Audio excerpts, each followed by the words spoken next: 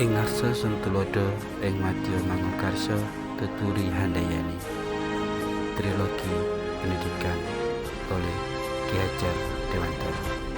Assalamualaikum warahmatullahi wabarakatuh. Shalom, salam sejahtera bagi kita semua.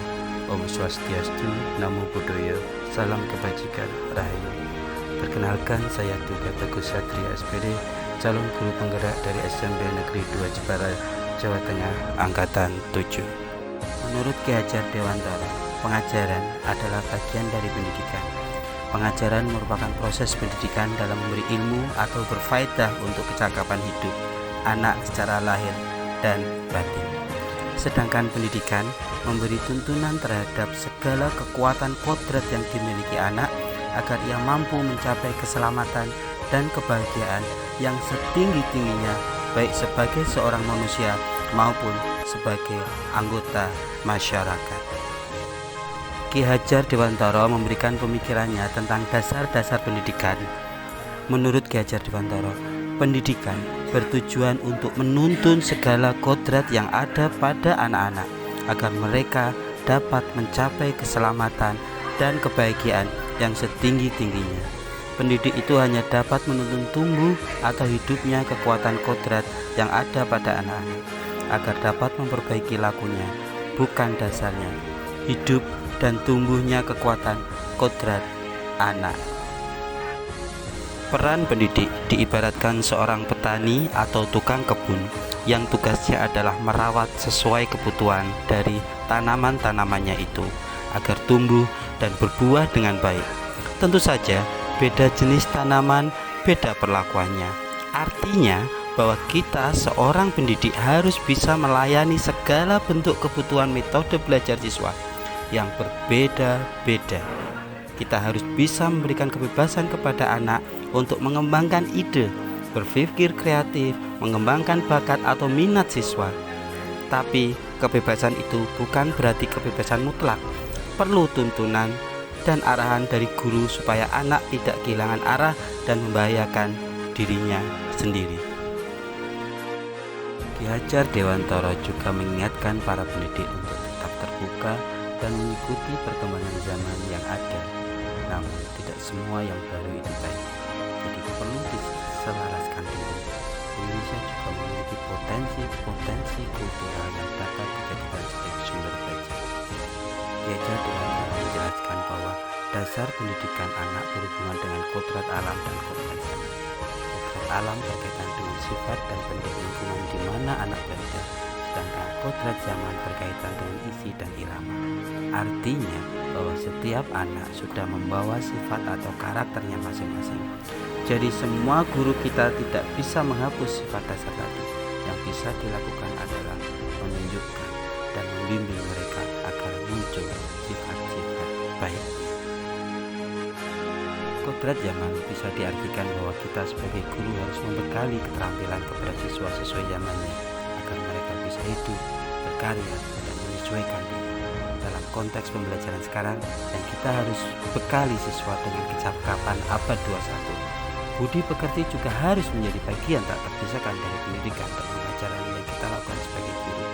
Guru harus senantiasa memberikan teladan yang baik bagi siswa-siswanya. Dalam mengembangkan budi pekerti, kita juga bisa melakukan kegiatan-kegiatan kebiasaan di sekolah untuk menanamkan nilai-nilai budi pekerti, akhlak mulia kepada anak.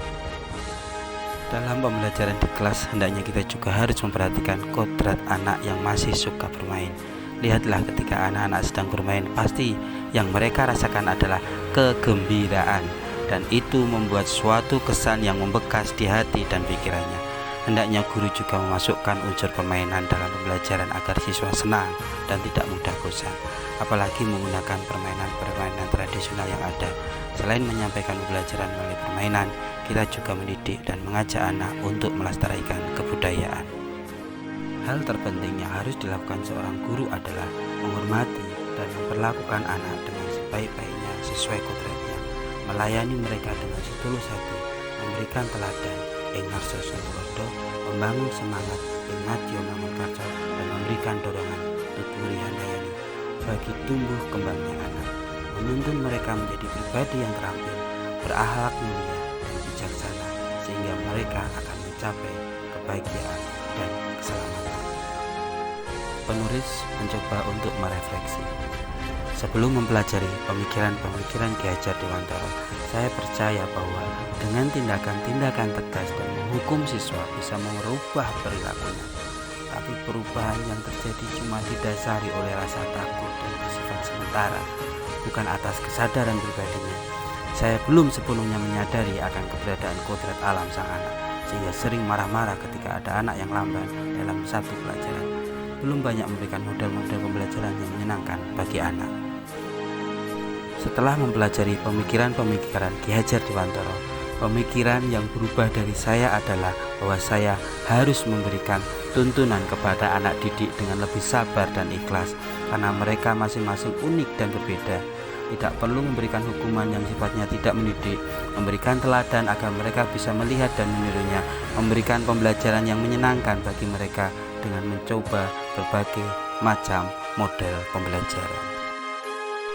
Yang segera bisa saya terapkan dari pemikiran-pemikiran Ki Hajar Dewantara adalah tidak memberikan hukuman-hukuman kepada siswa, lebih sabar dalam membimbing, mengenali lebih dalam karakter dan latar belakang siswa atau keluarga atau lingkungan.